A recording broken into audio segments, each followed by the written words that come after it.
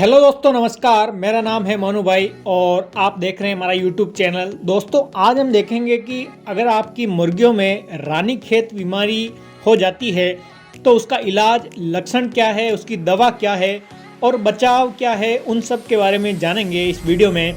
तो चैनल पर नए हो तो चैनल को सब्सक्राइब करें और बेल आइकन को जरूर प्रेस करें। आइए देखते हैं रानीखेत बीमारी का इलाज। तो रानीखेत जो बीमारी है, मुर्गियों में होने वाली ये बीमारी किसी महामारी से कम नहीं है। बीमारी रानीखेत नामक वायरस से संक्रमण हो जाता है जो काफ़ी तेज़ी से एक मुर्गी से दूसरी मुर्गी में फैल जाता है। तो आपके जो मुर्गा पालन का जो व्यवसाय है उसमें ये बीमारी बहुत ज़्यादा घातक रूप से फैल जाती है और पूरे फार्म हाउस में दिक्कत कर जाती है। इसलिए इसका जो वैक्सीनेशन है वो कराना बहुत ही ज़्यादा ज़रूरी है। रानीखेत बीमारी में वैक्सीन दिया जाता है जिससे इसका इलाज संभव हो जाता है। रानीखेत बीमारी का इलाज के बारे में आज हम लोग विस्तार से समझेंगे कि किस तरह से मुर्गियों को यदि रानीखेत का संक्रमण हो जाए तो इलाज कैसे करेंगे, कौन सी वैक्सीन या दवा चलाएंगे अथवा मुर्गियों का रखरखाव किस प्रकार से करेंगे, इसके बारे में जानते हैं।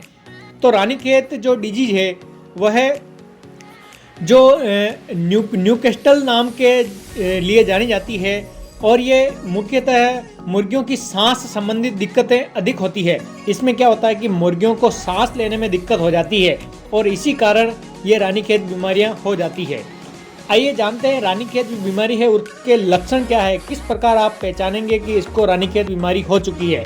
तो रानीखेत बीमारी के लक्षण मुर्गियों में तभी दिखाई पड़ते हैं जब उनका इम्यून सिस्टम कमज़ोर हो जाता है और मुर्गियों का उम्र भी हो जाता है, जिस कारण से मुर्गियों का शरीर रानीखेत बीमारी से लड़ने में असक्षम हो जाता है।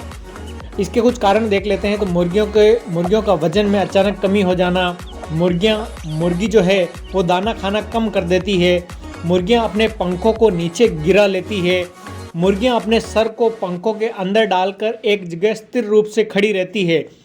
और कारण देखते हैं मुर्गियां छींकने लग जाती है और उनको डायरिया रोग हो जाता है। बीमार मुर्गियों की आंखों की त्वचा का चारों तरफ से फूल जाती है, ये भी कुछ कारण है। मुर्गियों की आंख और नाक से पानी बहना, ये भी इसी का कारण में आता है। और आइए जानते हैं कि रानीखेत बीमारी होने के बाद आप उनको कौन सा टीका लगवाएंगे। तो मुर्गियों की संख्या के अनुसार मार्केट में रानीखेत वैक्सीन की अलग अलग डोज होती है। तो रानीखेत का टीका मुर्गियों को 6 दिन के और 21 दिन के बच्चों को दिया जाता है। एक बार ये टीका मुर्गियों को लगा दी जाती है तब भविष्य में रानीखेत बीमारी से लड़ने के लिए मुर्गियां तैयार हो जाती है और अगली बार उनको बीमारी ये नहीं होती है। यह केवल एकमात्र तरीका है जिससे मुर्गियों को रानीखेत बीमारी होने से बचाया जा सकता है। रानीखेत वैक्सीन को अलग अलग कंपनी तैयार करती है और इनकी कीमत भी अलग अलग होती है। जैसे रानीखेत डिजीज वैक्सीन है, इनकी 200 डोज दी जाती है और अलग अलग डोज में उपलब्ध है। कोई 500 डोज में उपलब्ध है तो कोई 200 डोज में उपलब्ध है और कोई 1000 डोज में भी उपलब्ध है।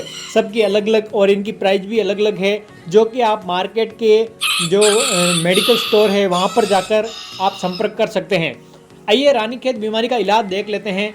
जब कभी भी मुर्गियों को रानीखेत का लक्षण दिखाई दे, जो मैंने अभी आपको बताए थे उनमें से कोई लक्षण आपको दिखाई दे या मुर्गियां रानीखेत बीमारी से संक्रमण हो चुकी है, तब उन मुर्गियों को इलाज और देखभाल कुछ इस प्रकार से करना चाहिए। पहला, संक्रमित मुर्गियों को स्वस्थ मुर्गियों से अलग कर देना चाहिए। आपको क्या करना है, जो भी मुर्गियां बीमार हो चुकी है उनको जो स्वस्थ मुर्गियां हैं उनसे आप अलग रखिए, उनको थोड़े दिन अलग रखिए ताकि वो संक्रमण किसी और मुर्गियों में ना फैले। एंटीवायरल दवा जैसे कि वीरकॉन एस नाम की एक दवा आती है और एक और है ई केरसे नाम की 2 दवाएं मैं बता रहा हूं। एक तो वीरकॉन एस और एक है ई केरसे। कोई भी मल्टीविटामिन दवा मिक्स करके मुर्गियों को सही डोज के साथ इनको पिलाना चाहिए। ये सारी दवाइयां बाकी मुर्गियों को भी पिला सकते हैं जो अब तक संक्रमण नहीं हुई है। मुर्गियों को पीने का पानी को दिन में कम से कम 3 बार चेंज करना चाहिए। क्या होता है कि पानी से भी संक्रमण शरीर में पहुंच जाता है, उसके कारण भी मुर्गियों को बीमारियों से सामना करना पड़ सकता है। इसलिए आपको क्या करना है, स्वस्थ पानी रखें, स्वच्छ पानी रखें। उनको पूरे दिन में 3-4 बार पानी दें। दोपहर के समय, शाम के समय आपको पानी उनको ज़रूर देना चाहिए। सुबह और दोपहर में दवा जो ऊपर मैंने बताई 2 दवाएं बताई, उसे आप दे सकते हैं और शाम को सादा पानी दे सकते हैं। आइए जानते हैं दूसरा एंटीवायरल दवा जैसे विरकॉन एस का सुबह और शाम में मुर्गियों के मौजूदगी में पूरे फार्म में स्प्रे करना है अथवा फार्म में बाहर भी अच्छी तरह से स्प्रे करना है। जो विरकॉन एस नामक दवा आती है एंटीवायरल दवा, उसको आपको क्या करना है, अपने फार्म हाउस में चारों तरफ आपको स्प्रे करना है। रानीखेत जो बीमारियां उसके संक्रमण से मुर्गियों को आप कैसे बचाएंगे वो जान लेते हैं। मुर्गियों को साफ एवं स्वस्थ हवा की आवश्यकता होती है। अधिक ज़्यादा गंदगी यदि आपके फार्म के अंदर हो जाती है तो तुरंत अपने फार्म की सफाई करें, अन्यथा आपके फार्म में अमोनिया गैस का काफ़ी ज़्यादा प्रभाव होने लगता है। क्या होता है कि मुर्गियाँ के जो वेस्ट मटेरियल होता है उसके वेस्ट मटेरियल से अमोनिया गैस उत्पन्न होती है, जो क्या होता है कि मुर्गियों को जब ज़रूरत से ज़्यादा अमोनिया गैस उत्पन्न होने लग जाती है तो उनको सांस लेने में दिक्कत होती है, और जब सांस लेने में दिक्कत होती है तो रानीखेत बीमारी उसके आसपास घूमने लग जाती है। तो यही भी कारण है कि आप जो उनके जो वेस्ट मटेरियल निकलता है उसे आप तुरंत साफ सफाई करें।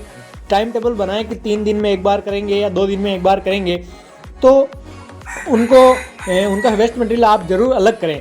24 घंटे के अंदर एक बार अवश्य पानी देने का बर्तन यानी ड्रिंकर जो आप यूज करते हैं वो एंटीबैक्टीरियल या उसके माध्यम से आप इनको साफ करना चाहिए। जो भी आप पानी पी लेने का बर्तन दे रहे हैं उनको आप जरूर पूरी तरह से साफ रखें, स्वस्थ रखें, ताकि पानी के जरिए किसी भी बीमारी शरीर में ना पहुँचे। हर 1 माह के अंदर मुर्गियों को लहसुन का दाना या लहसुन का पेस्ट पानी में घोलकर पिलाना चाहिए। इससे मुर्गियों का रोग प्रतिरोधक क्षमता बढ़ जाती है और किसी भी प्रकार का संक्रमण होने से खतरा कम हो जाता है। आइए अब लास्ट एंड फाइनल हम देखते हैं कि एक चीज़ और है, अगर मुर्गा आपका बीमार हो जाए तो क्या करना चाहिए। मुर्गी बीमार हो जाए तो सबसे पहले संक्रमित मुर्गी को अलग कर दें और सभी मुर्गियों पर एंटीवायरल दवा जो मैंने बताई थी विरकॉन एस का छिड़काव अपने फार्म में करें। विरकॉन एस आपको दवा देनी नहीं है, वो फार्म में छिड़काव करना है। विरकॉन एस सभी प्रकार के pathogens, bacterial, virus, fungi, spore को नष्ट कर देता है और संक्रमण फैलने से रोकता है। तो ये हम लास्ट अब स्टेज पे देखते हैं। तो रानीखेत बीमारी के कारण मुर्गियों को मेंटेलिटी रेट यानी मृत्यु दर काफ़ी अधिक हो जाता है। इसलिए बीमारी को कंट्रोल करने के लिए किसान को काफ़ी महत्वपूर्ण हो जाता है कि अपनी मुर्गियों को इस बीमारी के विपरीत वैक्सीनेट करके किसी भी मुर्गियों को सही देखरेख करें, ताकि मुर्गियां जो बची हुई है उनको ये बीमारी ना पहुंचे। तो दोस्तों कैसा रहा वीडियो, इसके बारे में ज़रूर कमेंट बॉक्स में बताएं और चैनल को सब्सक्राइब करें। और ऐसे ही इंटरेस्टिंग वीडियो के लिए अगले वीडियो में फिर से राजी होंगे। तब तक